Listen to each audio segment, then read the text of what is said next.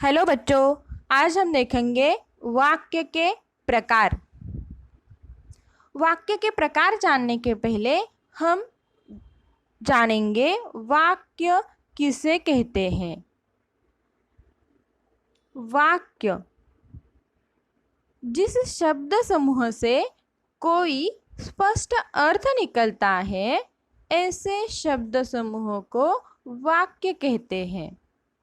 जिस शब्द समूह से हमें एक विशिष्ट अर्थ मिलता है, उस शब्द समूह को हम कहेंगे वाक्य।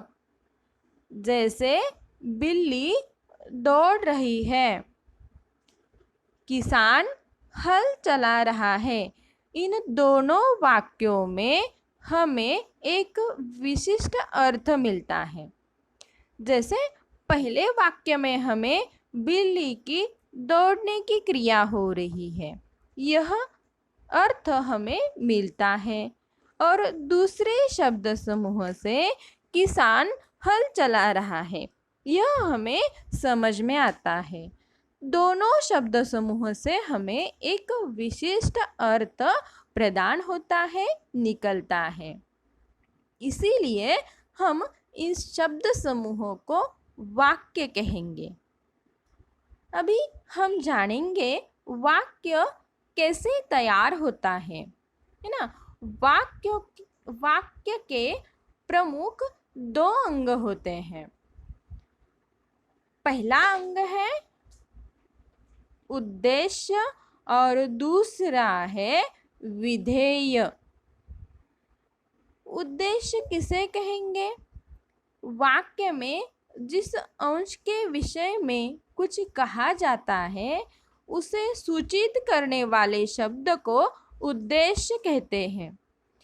यानी वाक्य में जिस किसी के बारे में कुछ जानकारी प्रदान की जाती है या कुछ कहा जाता है, उसे दर्शाने वाला जो शब्द है, उसे उद्देश्य कहा जाता है। दूसरा अंग है विधेय।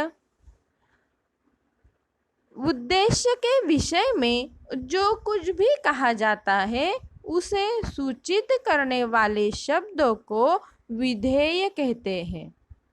यानी उद्देश्य के बारे में जो जानकारी प्रदान की जाती है, वो सारा शब्द समूह उद्देश्य कहा जाएगा।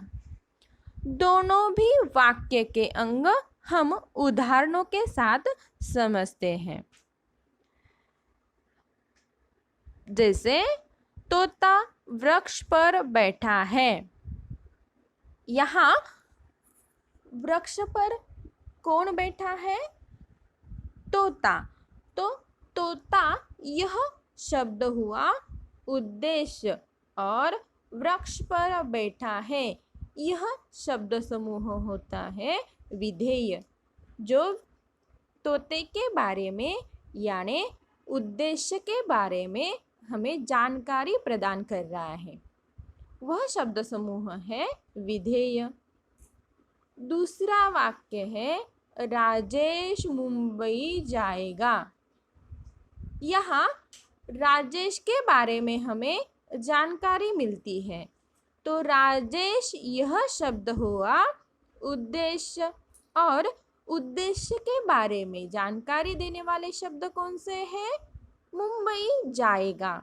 यह दोनों शब्द विधेय है। जिस उद्देश्य और विधेय दोनों मिला के वाक्य तैयार होता है।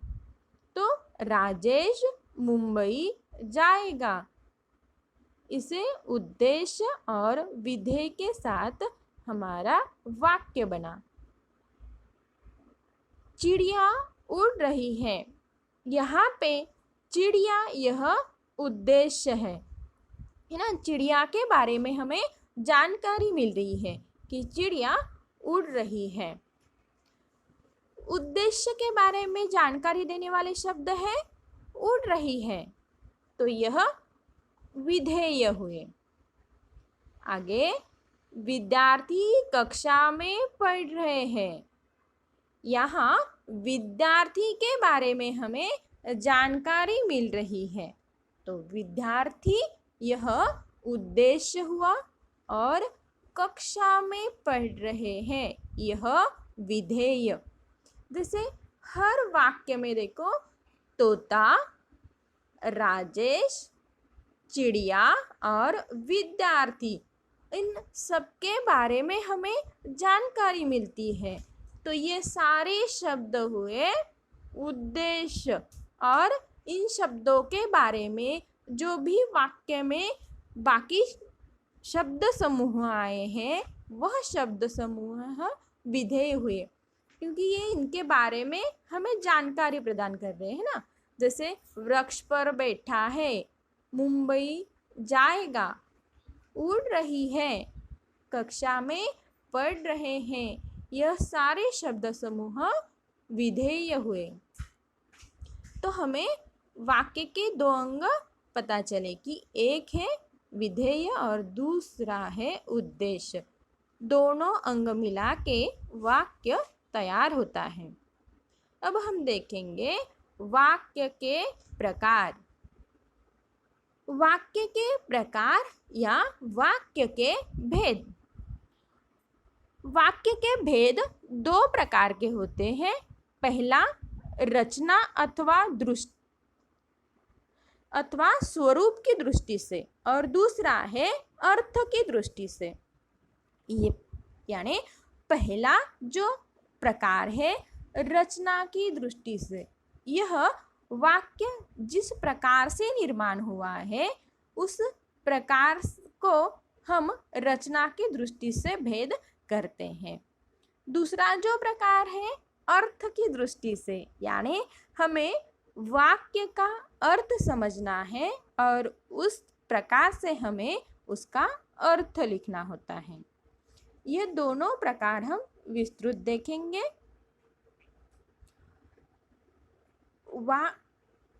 रचना की दृष्टि से भेद। रचना की दृष्टि से तीन प्रकार के भेद होते हैं। पहला भेद है सरल, जिसे हम साधारण वाक्य के रूप में भी पहचानते हैं। दूसरा प्रकार है संयुक्त वाक्य। तीसरा प्रकार है मिश्रित वाक्य। इन तीनों प्रकार के भेद रचना की दृष्टि से होते हैं। यह भेद भी हम जानेंगे। देखो, सरल अथवा साधारण वाक्य, जिस वाक्य में एक उद्देश्य तथा एक ही क्रिया होती है उसे हम साधारण या सरल वाक्य कहेंगे। जिस वाक्य में क्या है, एक ही उद्देश्य है और क्रिया भी क्या एक ही होगी, वह वाक्य कहेंगे सरल अथवा साधारण वाक्य।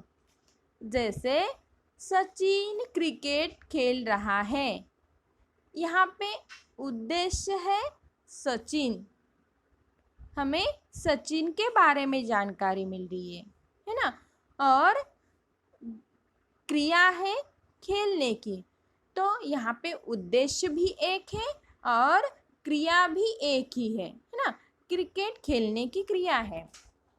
दूसरा वाक्य है राधा खाना बना रही है, यहाँ पे भी राधा यह उद्देश्य है और क्रिया है खाना बनाने की, तो उद्देश्य भी एक और क्रिया भी एक ही है। तोता उड़ रहा है, इस वाक्य में उद्देश्य है तोता और क्रिया है उड़ने की, तो एक ही उद्देश्य और एक ही क्रिया, यह वाक्य भी हुआ साधारण वाक्य। मनोज पत्र लिखेगा, क्रिया है पत्र लिखने की और उद्देश्य है मनोज। अनुज दौड़ रहा है, क्रिया दौड़ने की है ना, दौड़ रहा है और उद्देश्य है अनुज। तो इस तरह से सारे वाक्य में एक ही उद्देश्य और उनकी क्रिया भी एक ही है। तो यह सारे वाक्य साधारण वाक्य हैं। संयुक्त वाक्य, जिस वाक्य में दो या दो से अधिक साधारण वाक्य समुच्चय बोधक शब्दों से जुड़ जाते हैं उसे संयुक्त वाक्य कहते हैं। यहाँ पे दो वाक्य होते हैं और दोनों भी वाक्य साधारण वाक्य है और इन्हें संयुक्त समुच्चयवाचक जो शब्द है उन शब्दों से जोड़ने का काम किया जाता है, वह वाक्य कहलाते हैं संयुक्त वाक्य। यह समुच्चय बोधक शब्द कौन से हैं? और, क्यों, तथा, या, इसलिए, क्योंकि, अंततः, फिर भी, नहीं तो, किंतु, परंतु, लेकिन, पर इत्यादि शब्द समुच्चय बोधक शब्द है और यह दो साधारण वाक्य इन्हीं शब्दों से जोड़े जाते हैं। आगे हम उदाहरण देखेंगे। जैसे गीता गीत गा रही है और उसकी माताजी तबला बजा रही हैं। देखो यहाँ पे दो साधारण वाक्य हैं। पहला साधारण वाक्य है गीता गीत गा रही है और दूसरा साधारण वाक्य है उसकी माताजी तबला बजा रही है। दोनों भी साधारण वाक्य जोड़े गए हैं और इस शब्द से, तो यह वाक्य हुआ संयुक्त वाक्य। दूसरा वाक्य है राम आया और चला गया। यहाँ पे राम आया पहला वाक्य है, दूसरा वाक्य चला गया। इन दोनों भी वाक्य को और यह शब्द जोड़ता है, तो यह भी संयुक्त वाक्य का उदाहरण है। दूसरा, सचिन अस्वस्थ है लेकिन वह खेल छोड़ने को तैयार नहीं है। यहाँ पे दो वाक्य, पहला है सचिन अस्वस्थ है और दूसरा वाक्य है वह खेल छोड़ने को तैयार नहीं है। इन दोनों वाक्यों को जोड़ने की क्रिया कौन कर रहा है? लेकिन यह शब्द। यह वाक्य संयुक्त वाक्य हुआ। दो वाक्यों को जोड़ने की क्रिया की है लेकिन यह शब्द ने, है ना। आगे, वह हमारा मकान है परंतु अब हम वहाँ नहीं रहते। पहला वाक्य इसमें है वह हमारा मकान है, यह साधारण वाक्य है, वह हमारा मकान है। दूसरा वाक्य है अब हम वहाँ नहीं रहते। इन दोनों साधारण वाक्यों को जोड़ने का काम परंतु इस शब्द ने किया है ना। तो हर एक वाक्य अगर आप देखोगे तो दो साधारण वाक्यों को जोड़ा है और, लेकिन, परंतु इस तरह के समुच्चय बोधक शब्दों ने। तो यह सारे वाक्य जो है वो संयुक्त वाचक शब्दों के उदाहरण हैं। अभी हम आगे देखेंगे मिश्र वाक्य। जिस वाक्य में एक प्रमुख या प्रधान वाक्य और एक या एक से अधिक उपवाक्य तथा निर्भर या जिसे हम आश्रित वाक्य भी कहते हैं। आश्रित वाक्य हो वह वाक्य मिश्र वाक्य तथा मिश्रित वाक्य कहलाता है। जिस वाक्य में एक प्रधान वाक्य यानी प्रमुख वाक्य और उस प्रमुख वाक्य पे निर्भर करने वाले एक या एक से अधिक उपवाक्य जिस वाक्य में हो उस वाक्य को हम क्या कहेंगे? मिश्रित वाक्य। यानी मिश्रित वाक्य में भी हमें दो वाक्य मिलेंगे, परंतु वह दोनों वाक्य प्रमुख वाक्य है क्या? नहीं, वहां पे दोनों में भी प्रमुख वाक्य नहीं होंगे। एक प्रमुख वाक्य होगा पर उस वाक्य पे भी निर्भर करने वाले एक या एक से अधिक वाक्य उस वाक्य में हमें मिलेंगे। तो उन वाक्यों को जो भी शब्द जोड़ेगा उस वाक्य को हम क्या कहेंगे? मिश्र वाक्य। जैसे उदाहरण देखो, यदि मैं भागकर जाता तो उसे बचा लेता। यहाँ वाक्य यदि तो इन शब्दों से जोड़ा गया है। यहाँ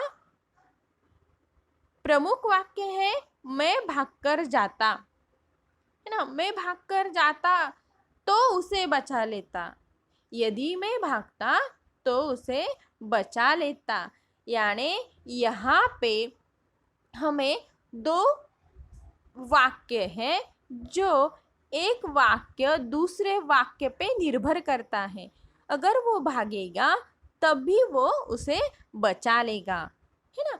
अगर वो नहीं भागेगा तो वो उसे बचा नहीं पाएगा। यानी वह पहला जो एक वाक्य दूसरे वाक्य पे निर्भर है, तो इसीलिए हम यह वाक्य का प्रकार हुआ मिश्रित वाक्य।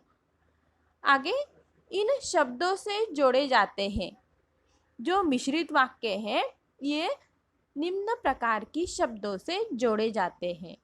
जैसे क्योंकि, यदि तो, अगर तो, जब तक, यद्यपि, तथापि, चाहे परंतु, यद्यपि परंतु, जब तक, जैसा वैसा, जिससे, क्योंकि, यानी, मानो आदि शब्दों से मिश्रित वाक्य जोड़े जाते हैं।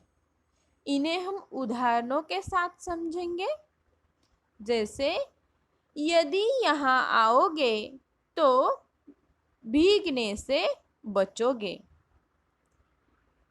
यदि तो इन शब्दों से यह वाक्य जोड़ा गया है। देखो यहाँ पे भी दोनों वाक्य निर्भर, जहाँ यहाँ आओगे तो भीगने से बचोगे। दूसरा वाक्य है जैसे ही सूर्य अस्त होता है वैसे तारे टिमटिमाने लगते हैं। जैसे वैसे इन शब्दों से वाक्य जोड़े गए हैं। जैसे सूर्यास्त होता है वैसे तारे टिमटिमाने लगते हैं। यह निर्भर करता है कि सूर्यास्त अस्त होता है, यह प्रमुख वाक्य है और तारे टिमटिमाने लगते हैं, एक दूसरे पे डिपेंड करते हैं, है ना, निर्भर करते हैं। आगे जो झंडे वाला मकान है वह मेरा है, जो, वो, इस तरह से शब्द वाक्य जोड़े गए हैं। जिस हिरन की टांग में गोली लगी वह पकड़ा गया। जिस और वह, कौन पकड़ा गया? जिस हिरन की टांग में गोली लगी। इस तरह से वाक्य निर्भर होते हैं। मिश्रित वाक्य में वाक्य निर्भर होते हैं, है ना, आश्रित होते हैं। जिस हिरन की टांग में गोली लगी वह पकड़ा गया। यानी हमें दोनों शब्द को जोड़ने वाले शब्द हैं जिस, वह।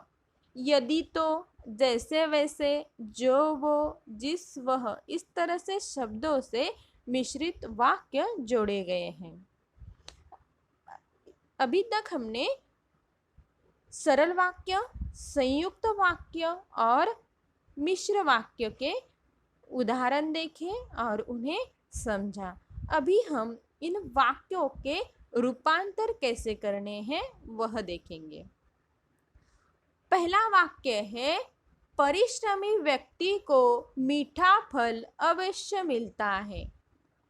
यह वाक्य सरल वाक्य है या साधारण वाक्य है, जिसे परिश्रमी व्यक्ति यह उद्देश्य है और क्रिया है फल मिलने की, है ना। यह साधारण वाक्य है।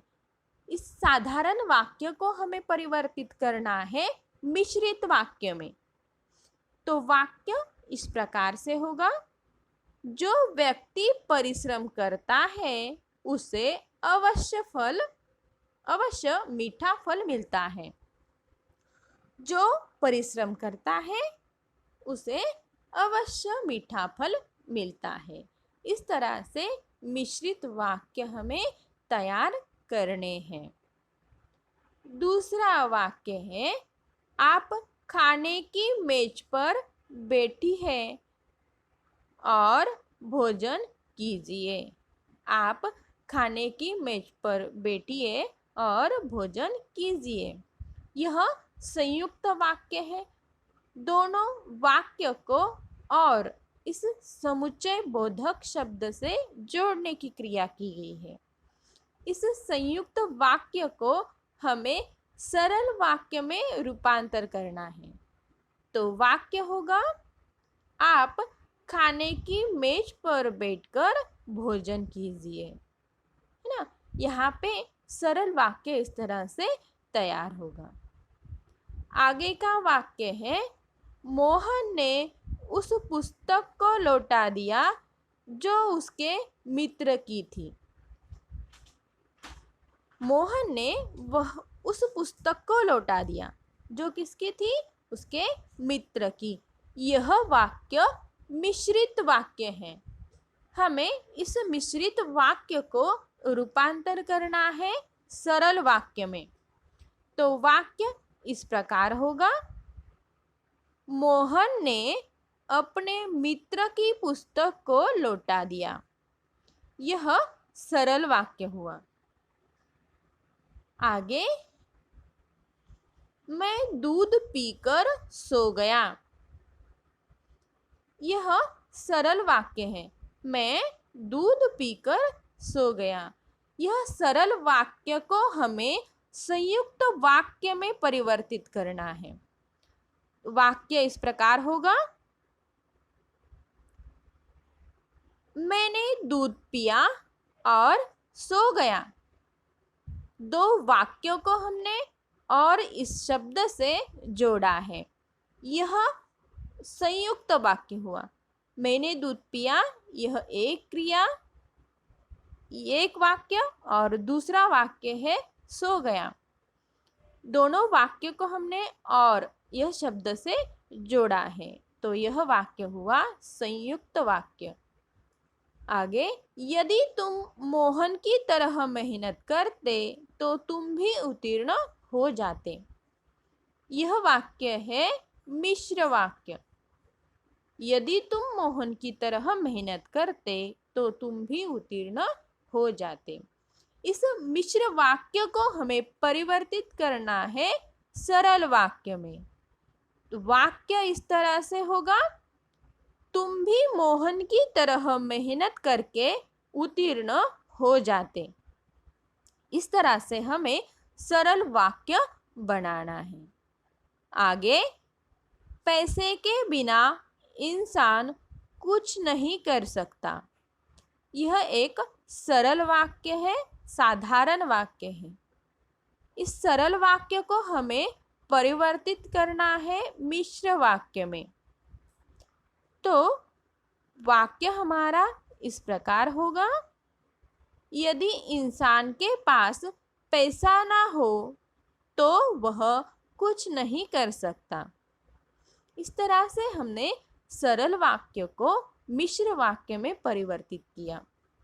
आपको परीक्षा में संयुक्त वाक्य मिश्र वाक्य में या मिश्र वाक्य सरल वाक्य में परिवर्तित करने के लिए पूछा जा सकता है। किसी भी प्रकार का वाक्य हो, आपको परिवर्तन करने में आसानी होगी। आपको वह वाक्य समझना है और उसको परिवर्तित करना है। मैं आशा करती हूँ कि आपको संयुक्त, मिश्र और साधारण वाक्य समझ में आए होंगे और इनका परिवर्तन कैसे करना है यह भी आप समझ गए होंगे। धन्यवाद।